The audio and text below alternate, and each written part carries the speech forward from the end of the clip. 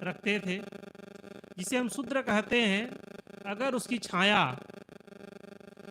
ब्राह्मण के ऊपर पड़ जाए तो ब्राह्मण फिर जाकर के स्नान करता था।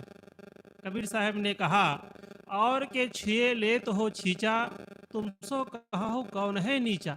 अरे, शूद्र की छाया पड़ जाने मात्र से तुम अपवित्र हो गए, तो तुमसे नीच आदमी और भला कौन हो सकता है। बहुत जोर से फटकारते हैं कबीर साहब। जो तू ब्राह्मण ब्राह्मणी को जाया, और राह दे काहे न आया। अगर तू अपने आप को ब्राह्मण मानता है, तो जैसे सामान्य लोग शूद्र पैदा होते हैं, उसी रास्ते से तुम क्यों पैदा होते हो। तुमको दूसरे दरवाजे से आना चाहिए। इतना कड़ा कहने वाला महापुरुष इस दुनिया में केवल कबीर साहब है। सुन्नति कराए तुरुक जो होना, मेहरी को क्या कहिए। अगर सुन्नति कराए तुरुक जो होना, औरत को क्या कहिए। कबीर साहब कहते हैं, मुसलमानों को भी फटकारते हैं। तुम सुन्नति करा करके मुसलमान बनते हो, लेकिन तुम्हारी अर्धांगिनी वो तो हिंदू है, तो ना तुम भी हिंदू रह जाते, क्या दिक्कत थी। कबीर साहब जैसे फटकारने वाला आदमी या महापुरुष इस दुनिया में अभी तक नहीं हुए हैं। उसे पीड़ा होती थी समाज में कि लोग जात पात के नाम पर अपने आप को कितना बांट लिए। जात पर जात, ऐसा नहीं है कि केवल ब्राह्मण क्षत्रिय और वैश्य शूद्र हैं। ब्राह्मण में भी बहुत सारी जातियां हैं, क्षत्रियों में भी बहुत सारी जातियां हैं, वैश्य में बहुत सारी जातियां हैं, और शूद्र में तो है ही। तो आदमी अपने आप को बांटता ही चला गया, और एक दूसरे को अपने आप को दूर करता चला गया। कबीर साहब ने कहा कि मनुष्य मात्र की एक जाति होती है, एक धर्म होता है, कोई जात पात नहीं होता है। कबीर साहब ने कहा है, जात पात पूछे नहीं कोई, हरि का भजे हरि का होई। जो हरि का भजन करता है, जो आत्मा का भजन करता है, वो हरि के समान हो जाता है, हरि रूप हो जाता है। ये जात पात किसने बनाया? जात पात हमने बनाया। और जितना जात पात इस दुनिया में रहेगी, उतना ही, या भारत में हमारे देश में रहेगा, उतना ही हमारा देश का विकास रुकेगा। क्योंकि लोग बढ़ जाते हैं जब हम एक हो जाए। और इसके होता क्या है, नेता लोग जात पात को और आगे करके अपना वोट मजबूत करते हैं, ताकि हमारी कुर्सी बनी रहे और जनता बेवकूफ़ बना रहे। लेकिन कबीर साहब ने कहा कि आदमी को जात पात से ऊपर उठना चाहिए।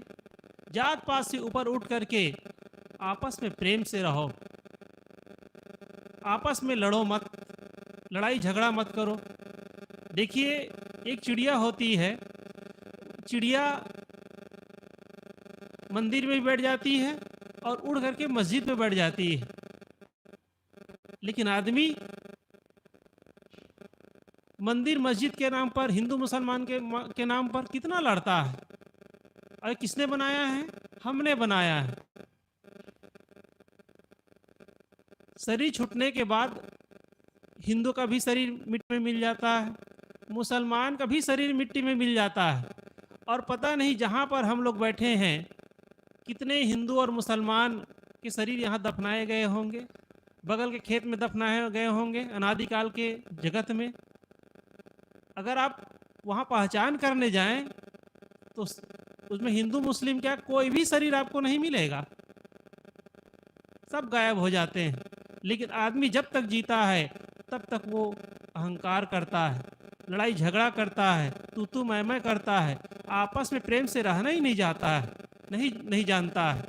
और कबीर साहब ने कहा है, प्रेम पाट का चोलना पहिर कबीरू नाच, पानी दिन हो तासु को जो तनवन बोले सांच।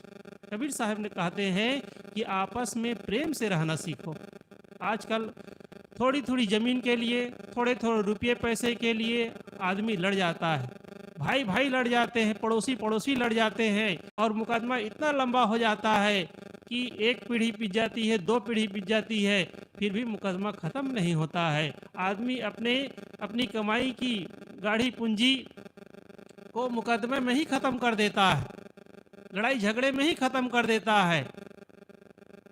और इस जीवन में रह कर के हमें क्या करना चाहिए और मैं क्या कर रहा हूँ, आदमी इस पर तनिक भी विचार नहीं करता है। और संत जन कहते हैं कि शरीर में व्यवहार के साथ साथ परमार्थ का भी काम करना चाहिए। परमार्थ का काम क्या है? भजन करना। और भजन क्या है? अपने बुरी आदतों को छोड़ना। जो आदमी अपनी बुरी आदतों को छोड़ता है, गलत आदतों को छोड़ता है, वही सच्चे अर्थ में भजन कर रहा है, वही सच्चे अर्थ में जीवन की कीमत को समझ रहा है। बाकी तो यूं ही अपने जीवन को बर्बाद कर रहा है।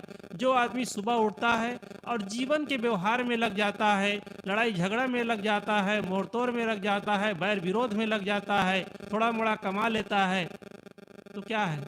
जानवर की जिंदगी है। लेकिन जो आदमी धर्म परोपकार करता है, सत्संग करता है, भजन करता है, वही सच्चे अर्थ में अपने जीवन को समझ रहा है। किसी ने बहुत सुंदर कहा है, संग चले सो धन है संतो, छूट जाए सो माया। जो संग में चले, हमारे साथ चले, वही असली धन है, और छूट जाए सो माया। जो छूट जाए वो माया है। बड़े बड़े राजे महाराजे इस दुनिया में हुए और धन दौलत रुपये पैसे सोना चांदी के लिए कितनी हिंसा और हत्या किए, लेकिन मरते समय क्या वो कुछ ले गए साथ में? कुछ नहीं ले जा पाए। खाली हाथ और नंगे बदन इस दुनिया से उसे जाना पड़ा।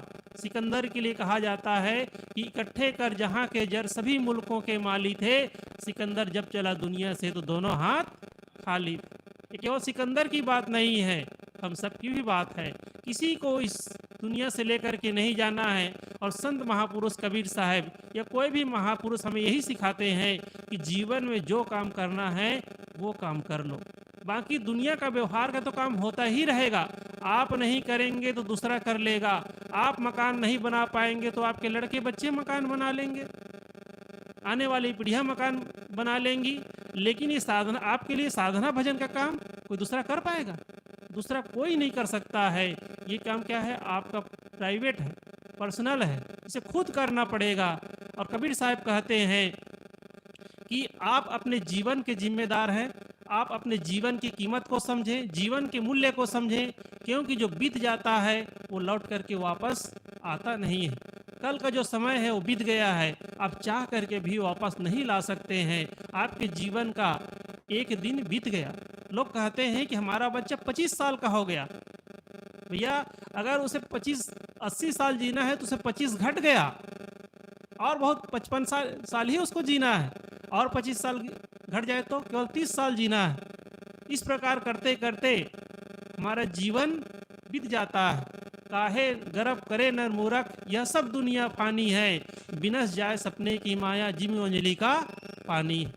जैसे अंजलि का पानी धीरे धीरे करके टपक जाता है, इसी प्रकार हमारी आयु, हमारी उम्र धीरे धीरे करके ख़त्म हो रही है। इसलिए हमें अंतिम समय की याद करना है। कबीर साहब ने कहा है कि करो रे मनवा दिन की तदबीर, जब जमराजा आन पड़ेंगे नेक धरत नहीं धीर, मुगरीन मार के प्राण निकासत नयनन भरी है नीर।